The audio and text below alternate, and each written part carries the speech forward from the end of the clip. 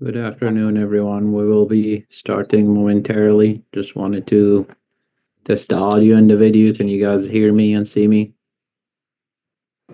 Yeah, we can see you and hear you. Hey, Jojo. Hi.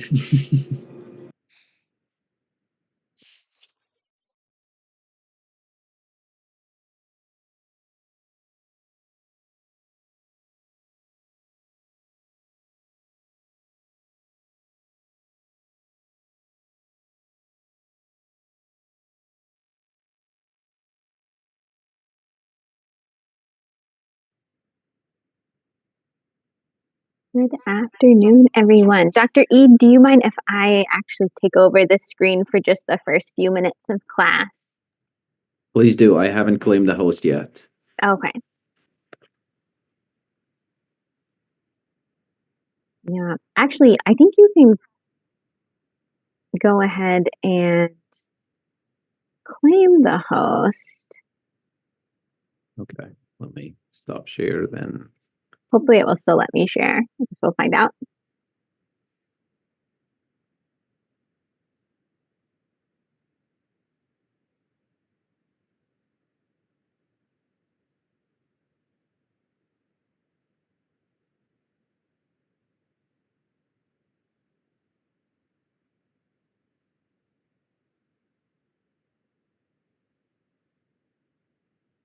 Okay, Dr. Pulse, if you want to try to share.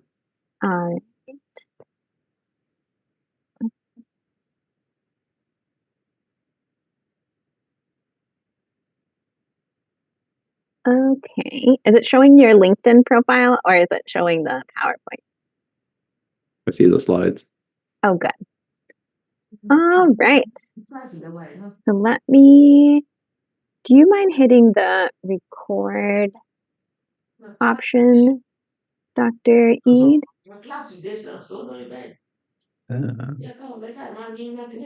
Let me try to figure out where that is. I'm using my personal device, which is why I'm not very well using Zoom on it.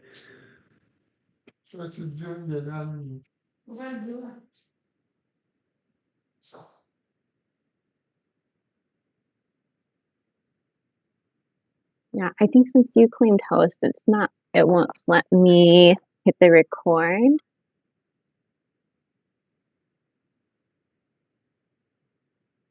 You can probably make me co-host.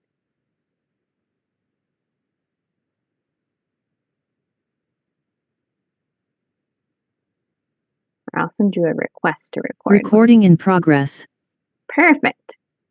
All right, everyone. Great to see you. Welcome to 422. I'm just going to be here at the first few minutes to orient you to the course, and then we'll hand it off to Dr. Eid. So really excited to be coordinating this course for you all. Hopefully everything in Canvas is findable for you. Definitely send me an email if you're having any issues with finding the assignments or the materials. I know that this is a new system for everyone. And we think we've put everything in there correctly, but I know we are always overlooking things. So this course is going to be team taught. So of course I'll be teaching in it. Dr. Eid is with you for the next 3 class periods. So the next 3 class periods will be virtual since he is coming to us from Florida. Dr. Moody will be doing kind of the latter portion of the course, and then Dr. Moody makes an appearance for 1 lecture. So it's, again, a team effort, but I am the course coordinator, so if any issues arise, please send me an email or drop by my office. Let's see here.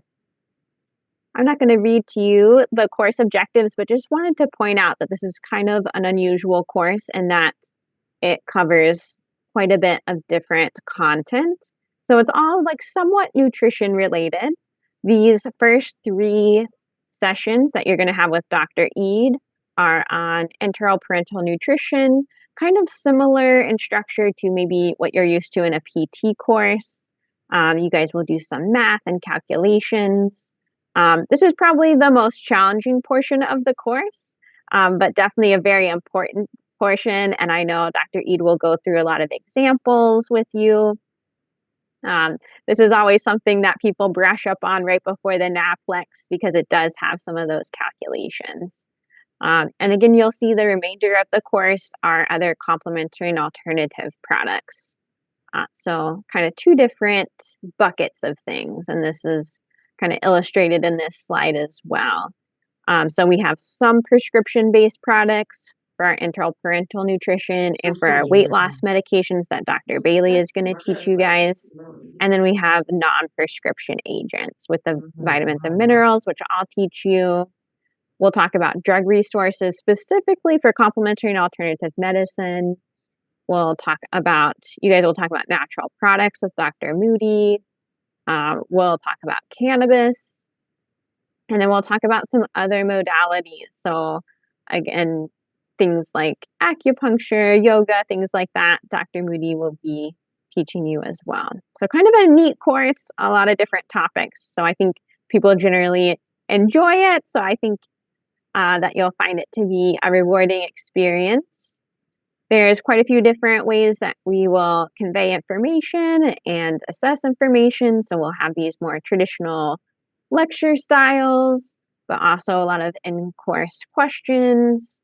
I actually don't think there are any group projects this year, although Dr. Moody's modality section might have something that you work on as a group and then submit in class.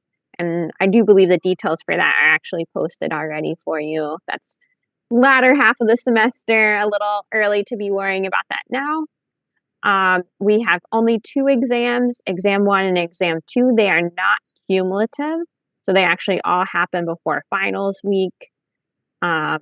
Exam 1 material, we'll look at that in a second, and then exam 2 material, again, not cumulative. And then most of the assignments for this course are out of class, so most of them are post-class self-assessments to just help you retain the information and test your own knowledge of the information to help prepare for those exams. So what are my expectations for you in this course? I expect that you'll reach out to me and the other course instructors if you have any questions or concerns. Generally, you can reach me by email. If I have not responded within like 48 hours, please send me another email because sadly your email is lost somewhere. Dr. Moody also available. You'll see her office hours there. Dr. Bailey as well. And if you need to get in touch with Dr. Eid, I'm sure he'll share his email with you guys as well. Please do email if there's something specific to that class period, whoever is the instructor. So for example, the next 3 sessions is Dr. Eid. However, as the course coordinator, please CC me on all of these communications so that I can also help out. The assignment dates are all posted on Canvas, so you should be able to see them there as well as in the syllabus. When in doubt, communicate with us. Keep us in the loop. If there's something extraordinary that's going on, please let us know. We're here to support you and want you to be successful in this course. Your attendance is expected, and I appreciate all of you guys attending on Zoom. I know this slide says that it's expected in person, and this course will transition to in person by the 4th class period. So these are only these first 3 sessions will be held here on Zoom. A little bit on grading. This is just straight from the syllabus, so you know what to expect. You'll see this class is quite a bit different than other courses in that it's not weighted as heavily for the exams, and actually is pretty heavily weighted to do those mostly out of class assessments. So really important that you add these assessments to your calendar and make sure that you do them. None of them are designed to be especially difficult or challenging. They're really just to help you solidify that information and prepare for the exams. So please make note and do these. If you, for some reason, miss a due date, I have some people that just don't even reach out or anything. Please reach out, explain the situation, and we'll work with you. But please make every attempt to complete these assignments by the due date, as it is a pretty significant portion of the course for you. All right. So this is just a reminder to review these assignments at least weekly. The grading breakdown, the exams are 44% of the course grade. Exam 1 is 40 questions. Exam 2 is also 40 questions. This is an estimated breakdown of the number of questions per topic. And these slides are posted on Canvas, so no need to memorize this or take a picture of this. There might be some slight differences, but wanted to give you a general idea of how many questions to expect. All right. So, quick question for you all. What should you add to your calendar now to set yourself up for success in this course?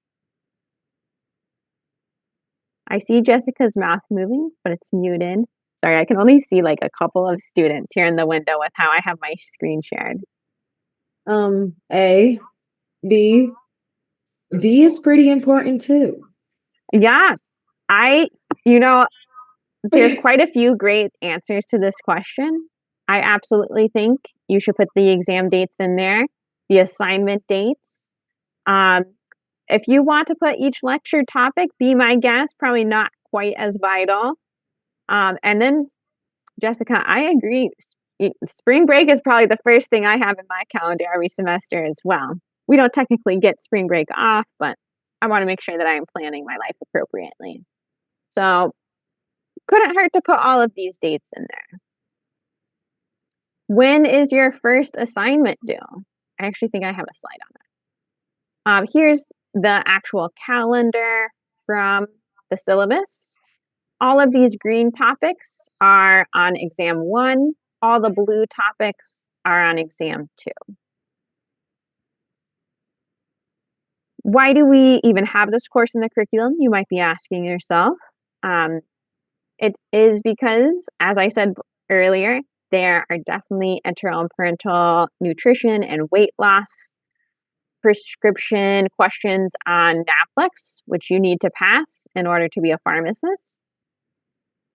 For CAM, these are also on the NAPLEX. They ask about vitamins, minerals, supplements, probably not as much as our prescription medications. However, you probably, as a practicing pharmacist, will get the most questions about these types of therapies. A lot of times patients will say, oh, my doctor told me about this prescription product, but I have a lot of questions about this vitamin or this supplement. So really will be helpful as you guys go on to your P4 rotation, which is so soon. My light just went off here, so let's see here. All right. So now here's the question that I alluded to before. When is your first assignment due in this course? The 30th, right? The 30th. Yes. Excellent. Thank you. It is due the 30th. And Dr. Ahmed will talk more, or Dr. Eid, rather. I don't know why I'm just calling you by your first name there. We'll tell you more about that in a second. So I will stop sharing and hand it over to Dr. Eid. I don't know, did all of you guys get a chance to meet Dr. Eid when he was with us? Or no? Dr. Eid, have you met all of these? Some of them were my advisees, so they better say yes. Oh, great. Oh, thanks, George. Excellent. Excellent. So I'm doing a poor job at a formal introduction, but Dr. Eid is coming to us from Manatee Memorial Hospital in Florida. He's prior faculty at Notre Dame of Maryland. He's taught this material for us before and graciously agreed to teach you guys this material now, as you really would not want to be taught parental and enteral nutrition by me. So we're incredibly grateful to Dr. Eid for returning to us to do these guest lectures. So I will hand it off to you, Dr. Eid. Thank you very much, Dr. Fold, and it's great to see everyone again. I can't say I wish I was in Maryland now because I hear the weather is awful, but it's still cold here in Florida, so it's not really sunny Florida. But yeah, like I said, I'm happy to see you guys again. I hope you guys are doing well. I'm proud that you are all P2s now, and this is your this is your fourth semester. Oh wow. Okay. All right. So yeah, like Dr. Fall said, we're going to be talking about enteral and parenteral nutrition. This will span through today, next Thursday, and the following Thursday. So 3 classes for 89 slides. There are a lot of practice material, so it's not all new material. Some of the nuances that we're going to talk about are pure scientific material, and others are going to be a lot of calculations.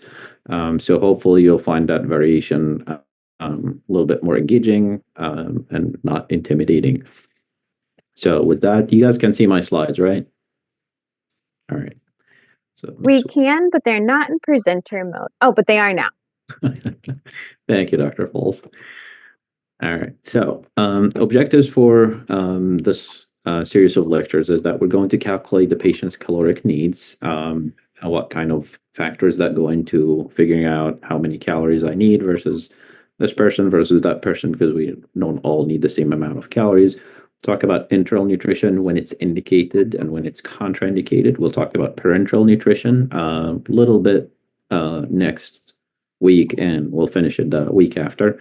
We'll see when it's indicated, which, spoiler alert, it's indicated when enteral nutrition is contraindicated.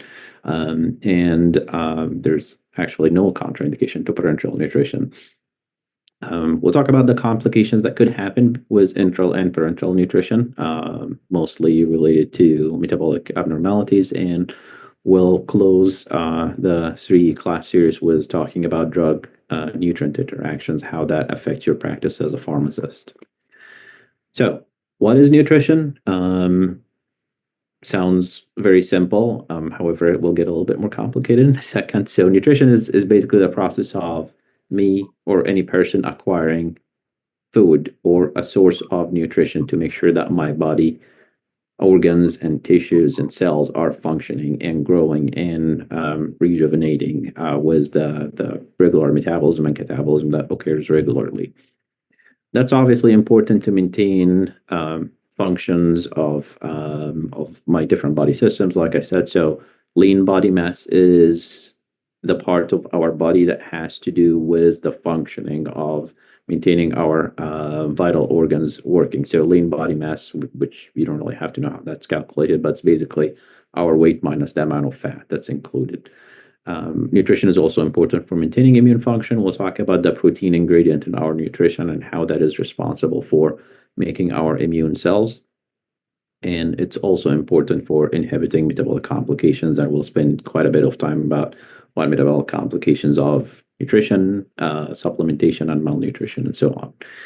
So now that we know, or that we reemphasize the concept of what nutrition is, malnutrition, which is the opposite, is that the person doesn't have or is not receiving sufficient nutrition. That is typically time bound, usually a minimum of 7 days. Some preferences will say 7 to 14 days. It's generally a week. If I don't eat well, it's not just if I don't eat at all. No, if I don't eat well, if I don't eat enough to maintain my caloric needs for at least a week, then I'm at the risk of malnutrition. Or if I have greater than 10% reduction of my weight unintentionally in a matter of 6 months. Okay. When you start going into your hospital IPs, if you haven't already, and if you go to when you go to your APPs, you'll hear that quite often, patients being asked that question: have you lost any weight recently? Was that intentional? Was that drug induced? Or you just started losing weight? And that's one of the things that to assess the patient's nutritional status. So generally, these are the two things that we try to do broadly to identify what malnutrition is: either the weight loss greater than 10% over a period of 6 months, or the inadequate nutrition intake for 7 days or longer. Again, why that's important: we talked about the importance of nutrition in maintaining the function of our vital organs. So if you have malnutrition, obviously you have the opposite: increased risk of morbidity and mortality. So, as I alluded to a second ago, how do we assess? So we talked about the body weight, we talked about the nutrition intake, but these are not the only two things. These are the main things. But you see here on the left side of the screen is that there are several things that if you are a nutrition support specialist, which is one of the areas actually as a pharmacist you can be, or if you're working closely with a dietitian, which if you're an inpatient pharmacist, you will. These are the things that you and your team will be responsible for doing, is to make sure to assess any patient's nutrition as a nutrition risk or malnutrition risk. So that's done through nutrition history. So basically, again, asking the patient, oh, tell me about your diet. How many meals do you eat a day? What's your biggest meal? What goes into your meal, the ingredients of these things. So that's what nutrition history is. Anthropometric data, so you'll ask about the weight again, the BMI, because you want to correlate the weight with the height, and we'll talk about or revisit the BMI calculation in a second. Physical examination. So back to the point when I was talking about lean body weight, it's not just, I could be malnourished, but I weigh 300 pounds, right? Because it's not just about the weight or the BMI, the muscle mass, which is the functioning part that helps me to move and stay active, right? If there is wasting to the muscle mass, that probably is an indicator of malnutrition. Fat stores.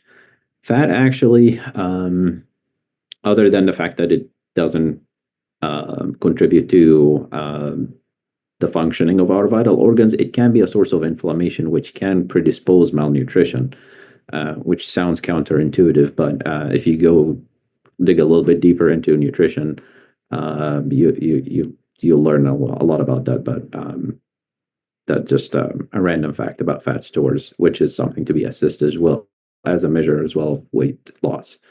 Fluid status, we'll talk about the importance of fluid and amount of fluid that we need to maintain because it goes hand in hand with nutrition and calories. And functional capacity. Functional capacity mean that I could have a muscle mass that is not functioning very well, right? Or I could have muscle wasting, and because of that, I'm not functioning. So I'm not just looking at muscle mass, I'm also seeing if the patient is able to achieve or to complete activities of daily living and instrumental activities of daily living. And lastly, medical history. So you talk about GI symptoms and medical conditions. So if you have a patient, for example, who has IBS, have you guys learned GI pharmacotherapy yet? No? Okay. How about if I tell you a patient who has chronic diarrhea? How do you think that this patient's nutritional status is going to be like? They could lead in dehydration. They could what? Sorry? Dehydration. Like they're going. Dehydration is what Yeah. she's saying. Yeah. Hold on. Let me put my volume up a little because I She don't meant to think say the patient could be dehydrated. dehydrated. Okay. Yeah. Now I'll put my volume up. I can hear you better. Sorry. I'm sorry. No, it's my fault. I had the volume a little bit down.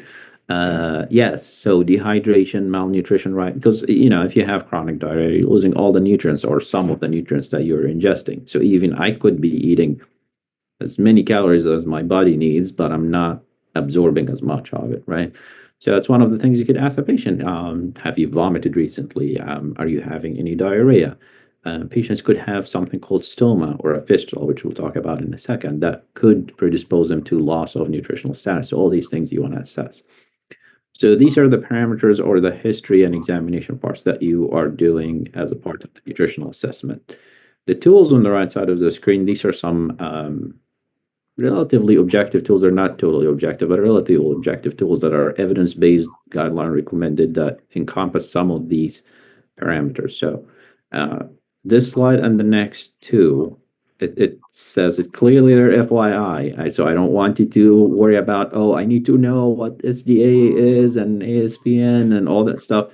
These are just the names to be aware of. So if we go back again to the slide, these are the names that I want you to be aware of. But what goes inside each tool, you don't have to worry about. This is just for your information to know what that entails.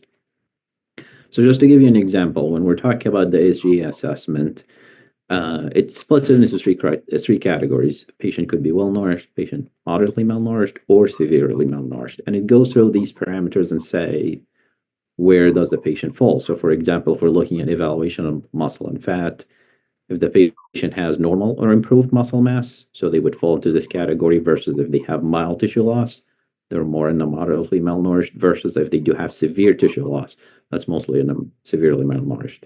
And you go through every one: weight loss, nutritional intake, functional status, and so on. And you try to align this into one category to assess the patient's nutritional status. Does that make sense? Good, I see some nods.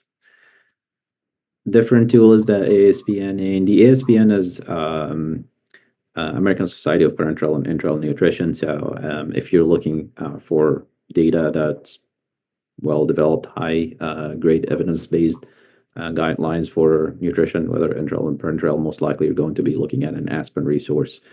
So that, again, it goes through different ways of looking to assess the same thing if the patient is malnourished or not.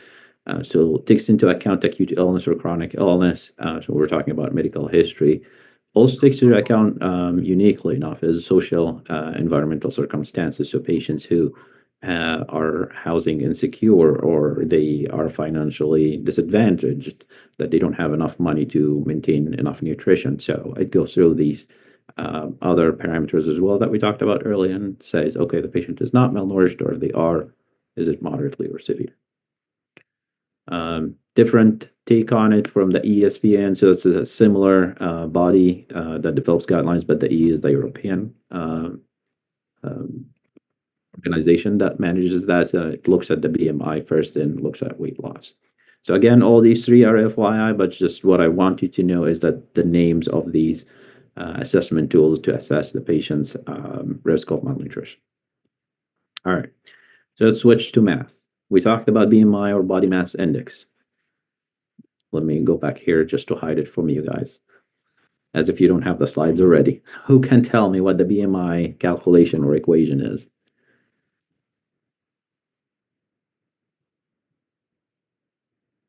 Weight over height. All right, you can type it up if you want.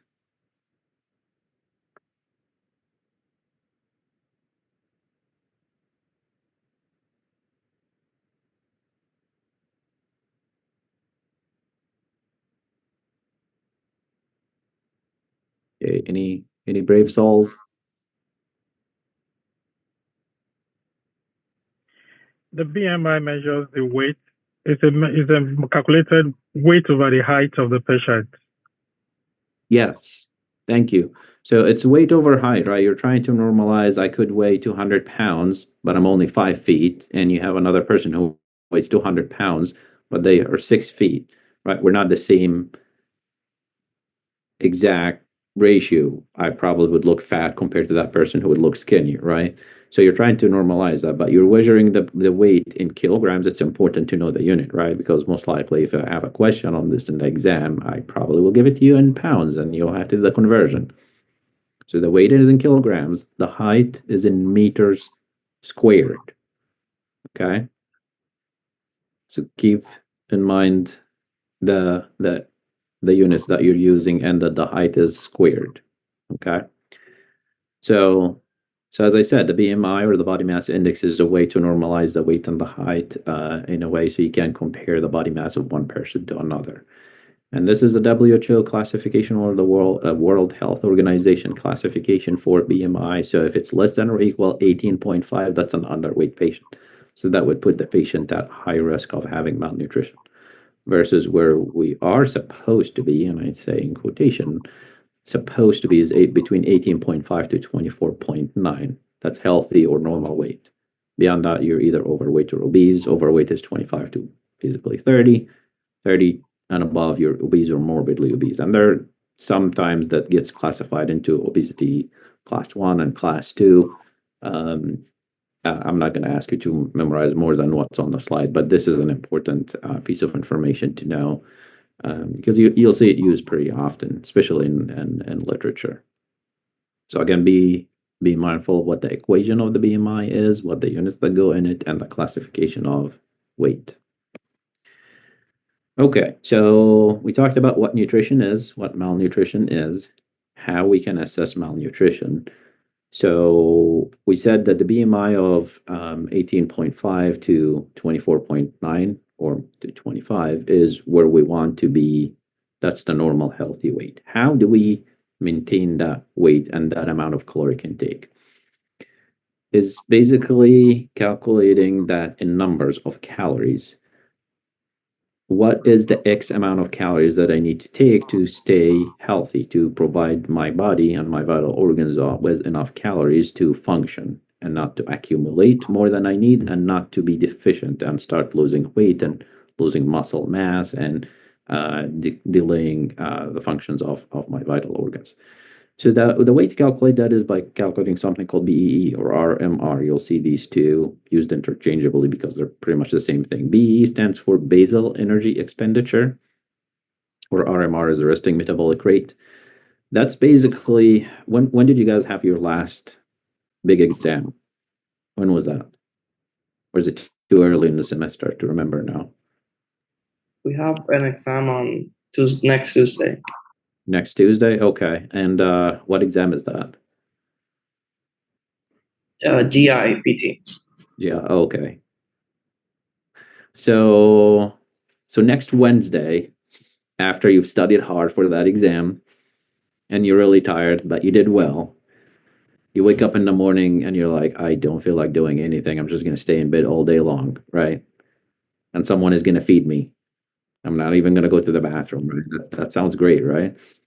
So what I'm trying to say is you're doing barely the minimum normal activity of that's needed to stay alive. You're just breathing, you're opening your eyes, you're probably staring at your phone or a TV or something. That's the amount of energy that you're going to need in that status. If you start getting up and let's say you're active and you go to the gym, you're going to need more calories, more energy, right? If you go to class and pay attention for an hour or 2 hours, you're going to need more calories, right? If you go hang out with your friends, you're going to need more calories. So that's what BEE or RMR is, that when you're resting, what's the metabolic needs or the caloric intake that you need? That's what that number means. So it's not the same number for everyone, as you probably have guessed. Several factors play into that. So the bigger my size is, the more calories I will need because I have more tissues, right? Body composition. If it's more muscle mass, the muscle is going to need more energy to burn to produce more movement. The younger I am, the more calories I will need. Also, don't hate me for this, males need more calories than females. I don't know why, that's how our body's made. So you see here, it's 3 things that go into our body size / weight, to some extent, our age, and our sex / gender. So when we go to try to calculate that number, you'll see these 3 variables included some way. Okay, things make sense so far? Good, okay. So there are several ways to calculate that number, the BE or RMR. There are the easy way, And there's a more difficult way. And obviously, the easy way is not that accurate. The easy way is what you're looking at in this slide, is that we'll look at it based on, okay, if you're a healthy adult, you're probably going to need anywhere from 20 to 25 kcal per kilogram.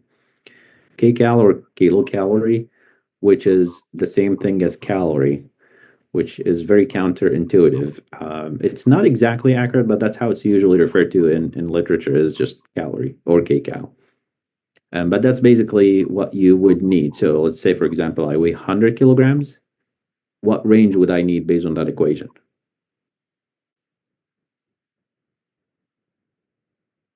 I'm asking a question. If I weigh 100 kilograms, 220 pounds, what would be the lower range and what would be the higher range of my resting metabolic rate?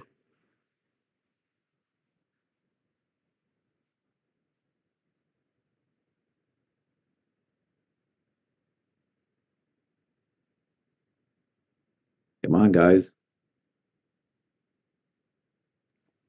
2,000 to 2,500.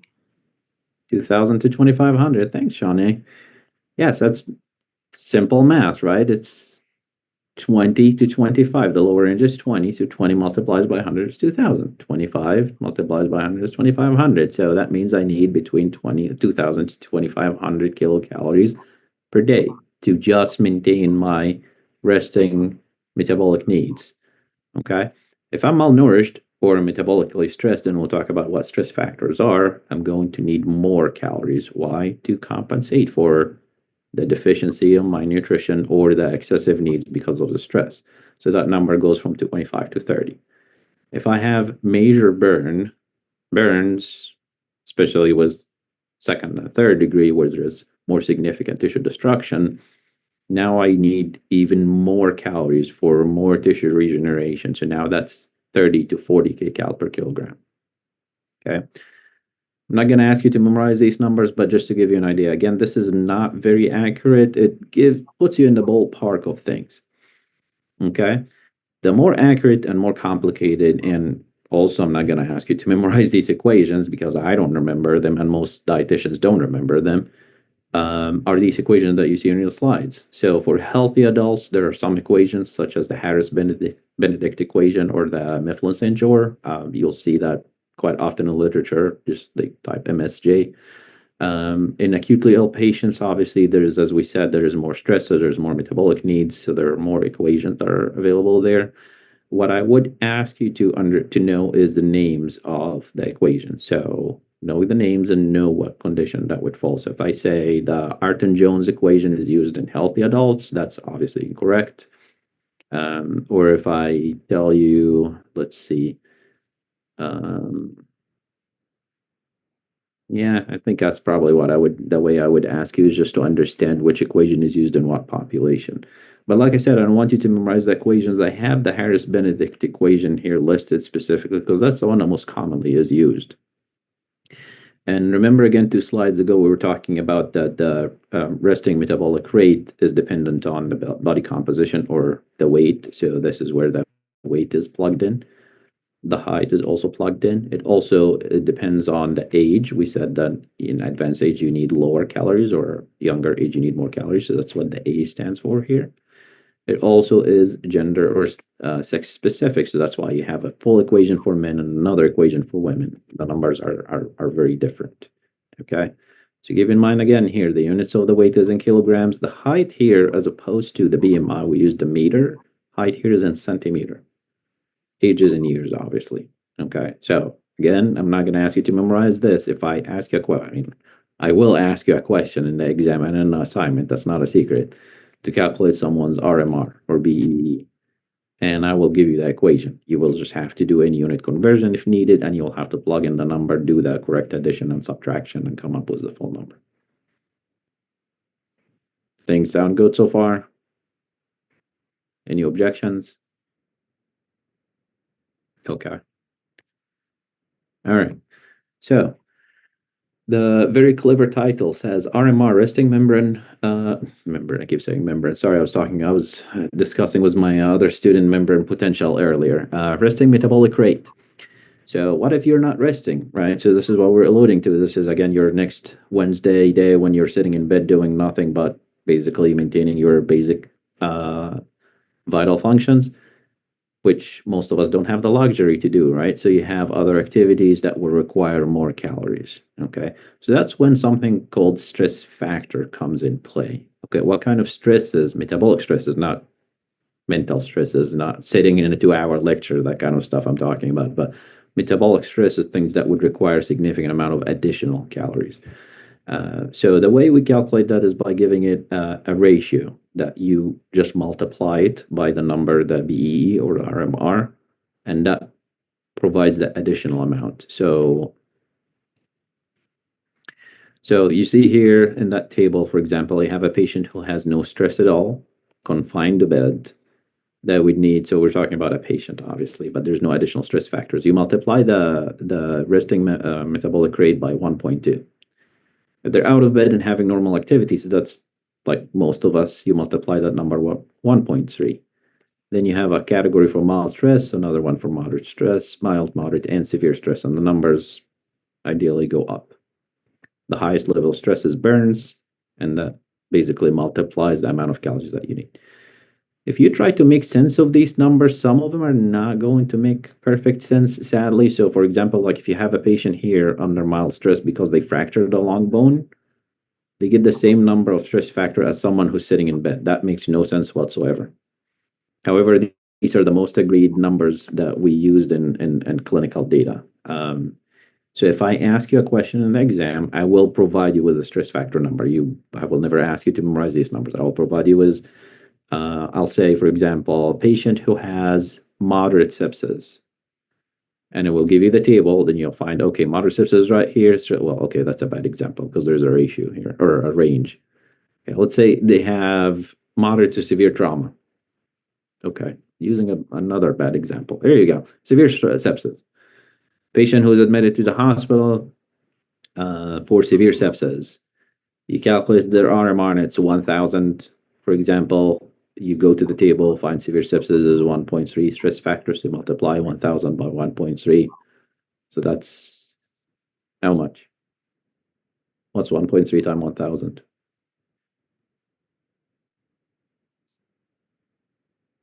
You guys are either very quiet or you're not good at math. Which one is it? 1,300. 1,300. There you go. 1,300. Okay. All right. I irritated you enough to come out of your quietness. Good.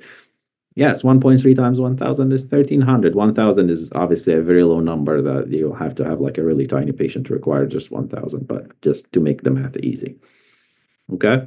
So again, when we're trying to calculate the resting metabolic rate or the basal energy expenditure, that gives you the number just to maintain the normal vital functions. Then you have to remember to get the total energy expenditure. You multiply that by stress factor, then it gives you how many calories that you need per day. All right. So how do we get this number of calories? By eating, right? Eating and drinking. But that's because we are healthy adult individuals. Not all patients they have the same luxury, right? So some patients, they're not able to eat for whatever reason, and we're going to talk about the clinical indications of things. And those you will ideally feed them by enteral nutrition. And we'll talk about what the exact definition of that is. And if you can't, then you'll have to use parenteral nutrition. All right, so let's do a little bit of practice.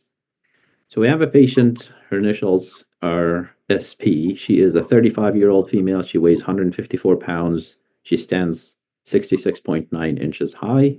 She is in no stress and has normal activity.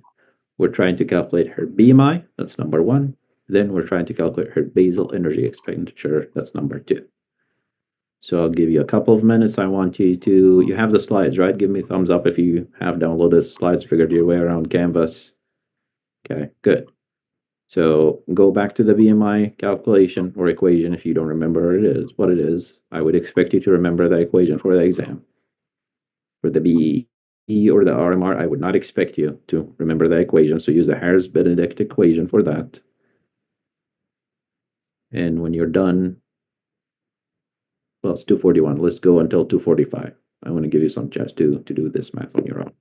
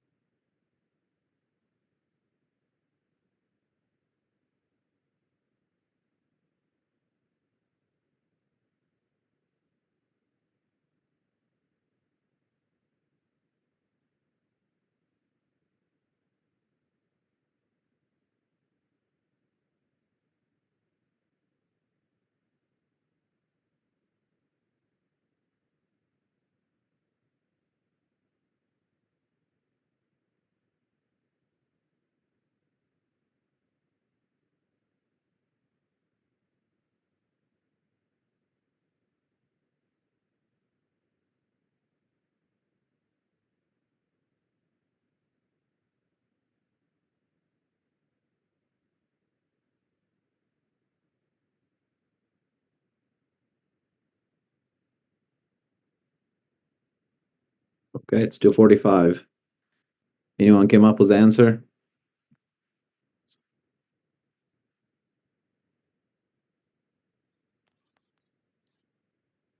We're quiet again. The BMI is 24.2, which is in the healthy normal weight range.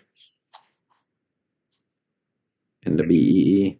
For the BEE, I got 1,797. So, okay. Anyone would like to agree or disagree with Shanae?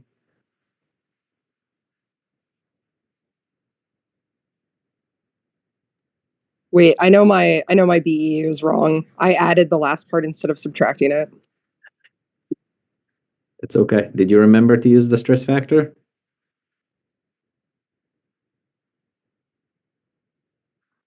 Also, no. It's okay. So it's the question asked for BEE to be fair. So it's the basal energy expenditure. The total energy expenditure is when you multiply the BEE by the stress factor. So we're good. Let's see. So this is first, we're going to list the equation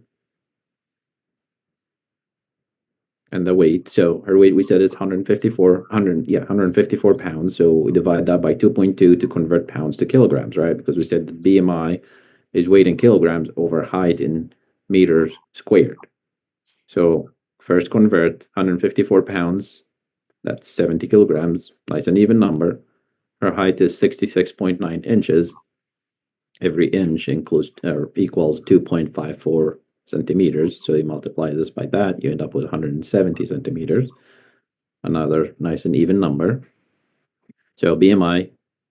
So you put the 70 because it's in kilograms. The 170 centimeters, that's in centimeters. To convert centimeters into meters, you don't have to take a screenshot or write it down. I'll share the numbers with you. So the 170 centimeters equals 1.7 meters, right? Because each meter equals 100 centimeters.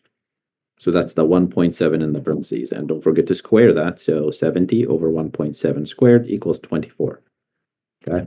So in the exam, I will also ask you to round up or round down so you don't have to worry about like, oh, if I said 24.2, is that incorrect? You're probably more accurate than me because I rounded up or rounded down.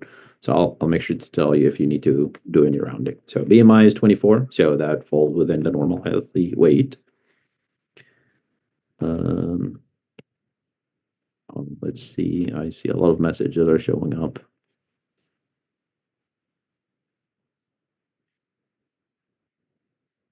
Okay.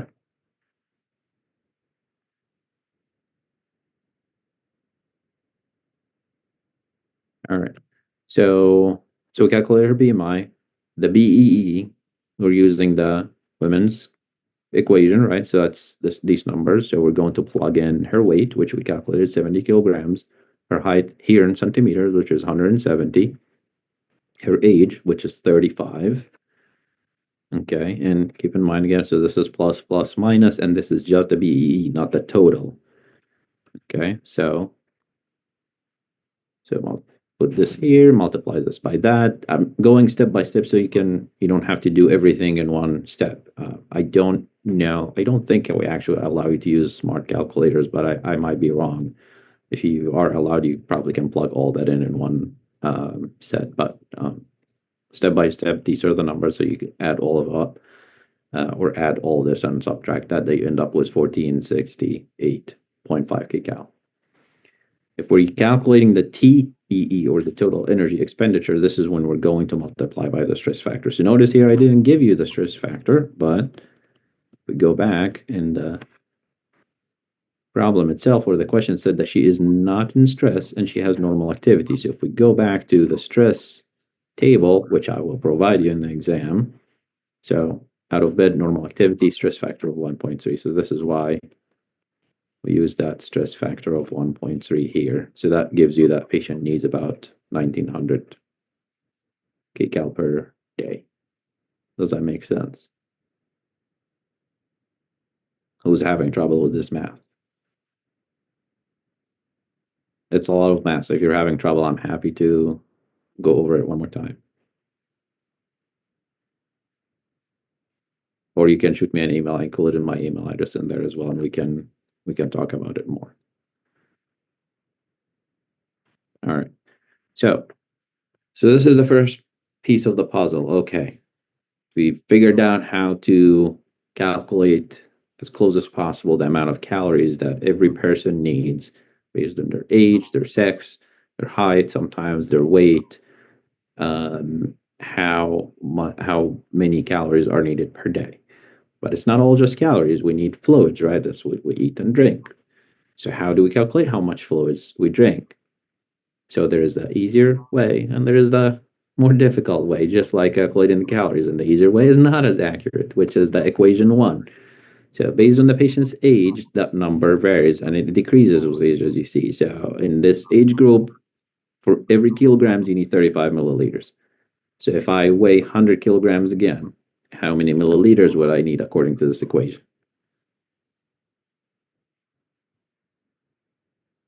What's 100 multiplied by 35? 3,500. Thanks, Johnny. Yeah, so that'll be 3,500 milliliters or 3.5 liters, which is a lot of fluid. If you know a person who weighs 100 kilograms or 220 pounds, that's how much water or fluids they're supposed to drink every day, which none of us really do a good job doing, or I should say most of us. They get a little bit older, 56 to 75, that number drops to 30. And that typically is because of the deteriorating renal function, so you're not excreting as much of the fluid that you're drinking. Then older than 75, that number drops to 25. So it's not a bad way to calculate the amount of fluid that you need per day. However, it's not as accurate. So the way we have more accurate equations to calculate or to estimate that number, which is the Holiday-Seeger equation, that also takes the patient's age into account, but also takes the patient weight into account, but a little bit more accurate way. Let's try to understand this equation a little bit because it could be a little bit difficult to understand. So if you're 50 or younger, what you need is for your first 20 kilograms of your weight, you need a straight 1.5 liters of fluid. Then for every kilograms above 20 kilogram, you need 20 milliliters. Let me say that again. So if I weigh 20 kilograms, miraculously, I'm an adult who weighs 20 kilograms, which is 44 pounds. That means I will only need 1.5 liters, right? But I don't weigh 20 kilograms. If I weigh 70 kilograms, okay? So that means for the first 20 kilograms of the 70, I need 1.5 liters. And for every kilogram above those 20 kilograms, I will need 20 mLs for every single kilogram. So what would that number be?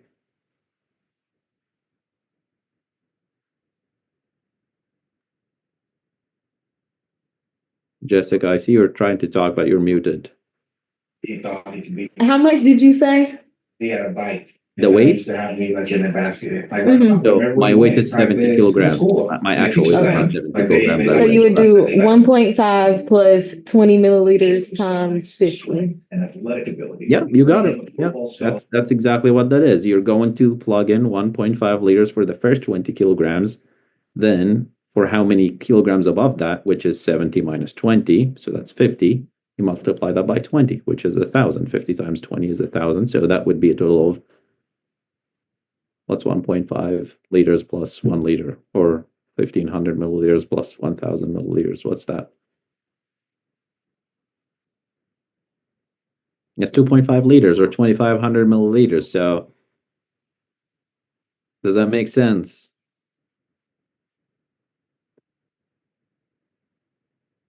I know this is a little bit difficult to understand the 20 milliliter per kilogram above the remaining weight. So that number changes a little if you're a little bit older. Again, your renal function is not going to be as good, so you're not excreting as much fluid. So that you're still getting 1.5 liters for the first 20 kilograms, but for the remaining weight, it's 15 instead of 20. So you end up with a smaller volume of fluids that's needed if you're older than 50. Do we want to practice that? Okay, so let's say I am 60 years old.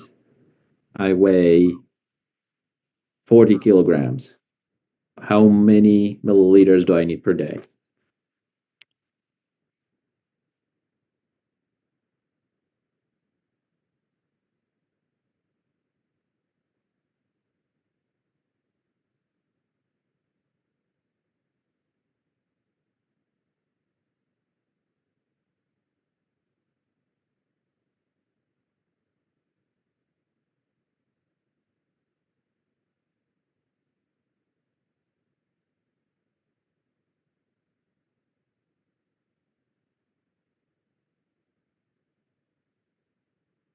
Okay, who has the answer? 4.5. Say that one more time, George. 4.5 liters. 4.5 liters. Yeah. 60 years, right? Yes, if I'm 60 years old and I weigh 40 kilograms. According to this, the second equation. How many milliliters would I need per day? 1,800. 1,800. How did you reach that number, Shawnee? So it's 1.5 liters, so that's 1,500 for the first 20 kilograms, and then there's 20 left, so I multiplied that by 15, and that's 300, so 1,500 plus 300 is 1,800. Good, perfect. So don't let the age, so the age that I throw there is a little bit of a distractor, but also to understand which equation that you're using. So we're not calculating the age in here. So if I'm 60, I know that I'm using that equation, not this one. But after that, I'm done with using that number. I'm only focusing on my weight and the number I'm multiplying by. So again, for the first 20 kilograms, that's 1.5 liter, which the question asks for how many milliliters. So that I convert that to 1.5 times 1,000, that's 1,500. Plus what's the remaining of my weight? We said I weigh 40 kilograms, so 40 minus 20 is 20. So multiply 20 by 15, that's 300. So 300 milliliters plus 1,500 milliliters, that's 1,800 milliliters. Does that make sense? Yes. Okay. All right. So we looked at the age that can affect our fluid needs. We looked at the weight that can affect our fluid needs. The renal function also can affect our fluid needs. Our GI system can also affect our fluid needs, right? Like if I have increase in insensible loss, what does insensible loss mean? So insensible loss is if let's imagine that we're in 80 degrees Fahrenheit temperature and we're running a marathon. Am I sweating like crazy? I probably am, right? Is that going to need to increase my fluid needs? Yes, it will. So that's also for the temporary situation. So that's an insensible loss, sweating. If I have diarrhea, right? That's chronic diarrhea, loss of a lot of fluid. If I'm having vomiting, it's consistent. That all these things are considered insensible loss. So it's not urine, because mainly when we're thinking of fluid output is urine. So all these things, if they are increased, will increase my fluid needs. If I have decreased renal function, I'm not excreting enough fluid, so I need less fluids, as we saw with advanced age. If I have heart failure, I am accumulating a lot. When you learn about that next semester, I'm accumulating a lot of fluid, so I'm going to need less fluids, right? So there's just an additional layer of, okay, yeah, we try to calculate by using the Holiday-Seeger equation or the first equation, which is not as accurate. But again, I still need to consider as a clinician additional factors that might affect that number. Okay. How we typically assess the amount of how much needs versus how much is coming out is when we look at the I's and O's, or the ins and outs, how much fluid is the patient receiving and how much is coming out, which typically is through the urine output. So again, if you go to an inpatient IPI or API, you'll hear that term quite often used as I's and O's. How are their I's and O's? Are we documenting their urinary output? How many voids are having per day? Okay. You'll also look at their electrolyte concentration, because electrolytes are in a concentration and amount of fluid. If I am, do you know why you feel thirsty in general? Is when your sodium is concentrated. When your sodium as a concentration is too concentrated, that stimulates your brain to tell, okay, you need to drink more water to dilute that sodium. So that's one of the things that you see quite often, is that we're looking at the electrolyte concentration to make sure that that we're giving enough fluids and not getting too many. Okay, you guys want to practice one more, or are you going to take a break now?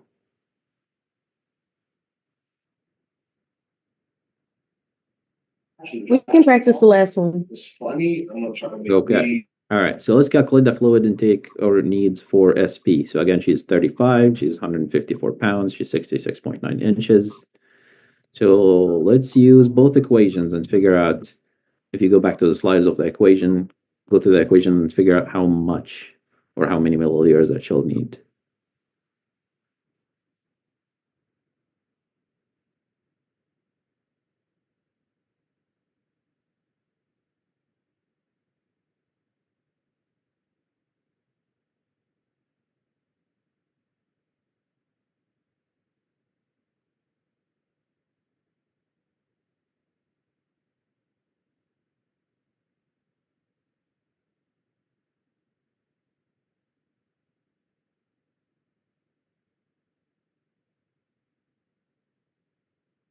Okay, Jessica's being overachiever here. She got the answers already.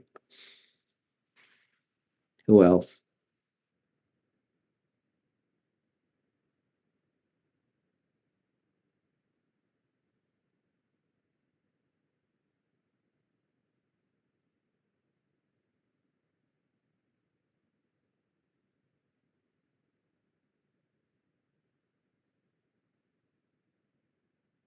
Okay. So the numbers I need to keep in mind are her age and her weight, right? Her height is not going to be of significance here.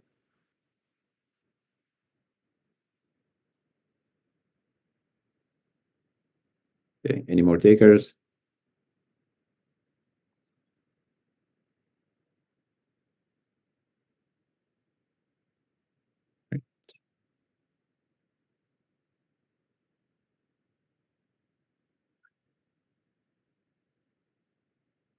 Okay, very good. All right, so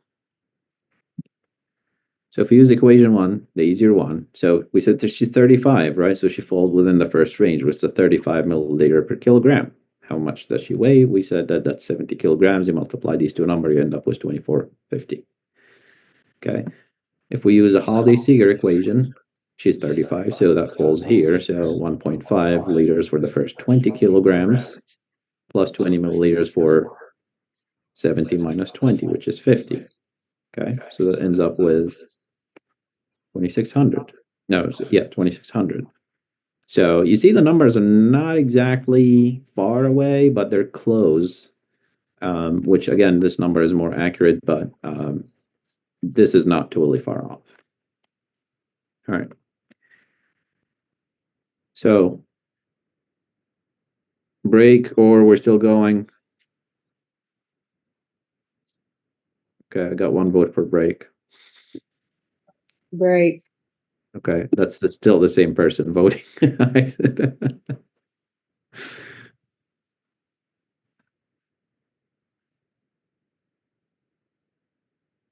Okay, all right, George. All right, 303. Let's come back at 310 then.